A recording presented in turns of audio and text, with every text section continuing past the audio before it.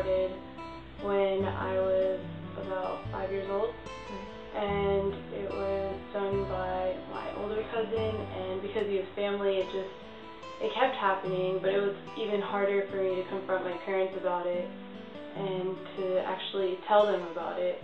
And ultimately I just kind of got scared about it and forgot what it meant to be abused, because at that age you don't really know what's going on, you don't know what's happening to you, or I just kept thinking it's too late to get out of it, and so it just kept happening until the age of 16. Yeah.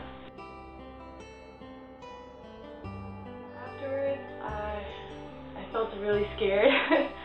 it was terrifying being around guys alone, and if they get too close, I have this fear that kind of creeps up inside of me and makes me want to run away.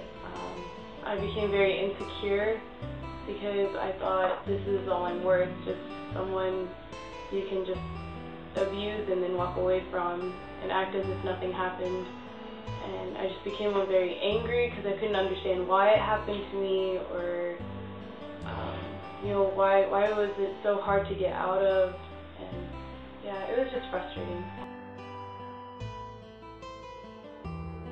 For me, it was a reflex to not think about it. So on the night that it would happen, the very next day, I would force myself to not think about it, act as if nothing happened, and go on about my daily life. So in front of people, I'd be this happy, peppy type of person, but when it came to the nighttime, I wouldn't be able to sleep. And thoughts would constantly run through my mind, and there's a lot of disgusting thoughts that came across my mind, and also a lot of angry thoughts and a lot of suicidal thoughts, and life was just really difficult at the time.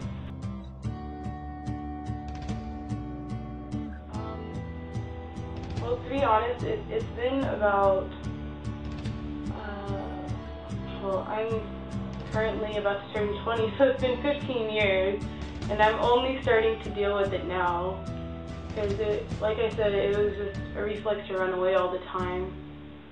So now that I'm old enough, I feel like now's the time to actually start going back and actually dealing with it. And it's really difficult, and I can't say that I'm fully healed, because I'm not, and there's still a lot of repercussions that are still there, and honestly, the longer you wait, the harder it is to deal with it. But ultimately, I do think that the only way I can find help is through counseling and through actually telling someone. Get out. Run away. Don't let it keep happening. Do whatever you have to do to get out of there. Even if it means to kick or scream or yell, do it. And if you have to tell someone, then do it. And if they're not willing to listen, or if they tell you to hush, or if they ignore you, then go and find someone else who is willing to listen, because you don't deserve to be in that situation.